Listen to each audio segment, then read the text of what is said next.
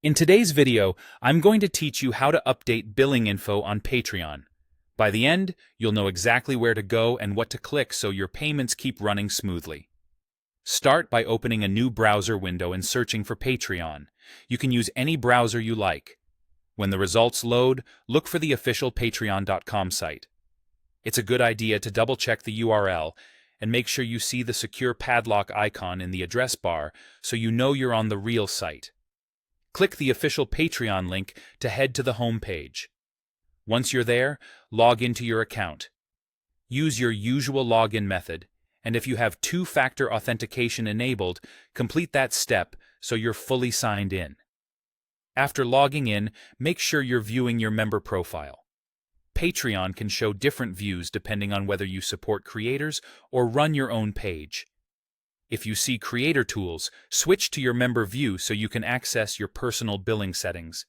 You'll know you're in the right place when you see your member navigation on the left-hand side. Next, look at the left-hand navigation menu and click Settings. This is where your account and billing controls live. Give the page a second to load so all options appear. At the top of the settings page, find the top menu bar. Click More, and from the drop-down, select Payment Methods. This will bring up the list of cards and payment options associated with your account. Find the card you want to update and click the Edit button next to it. If you have multiple cards, confirm you're editing the correct one by checking the last 4 digits. Editing is best when you just need to refresh details on a card you already use. Update the fields you need, like the expiration date, CVV, or billing zip code.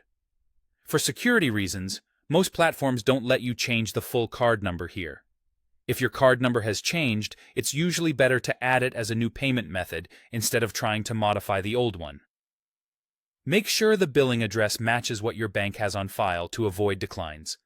When you're ready, click Add or Update to save your changes. Wait for the confirmation message so you know everything saved correctly.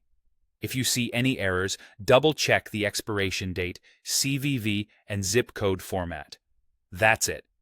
Your billing information is now updated, and your memberships should continue without interruption. If you're updating ahead of a renewal, doing this early helps prevent failed charges. Thanks for watching, and feel free to replay any section if you need a quick refresher.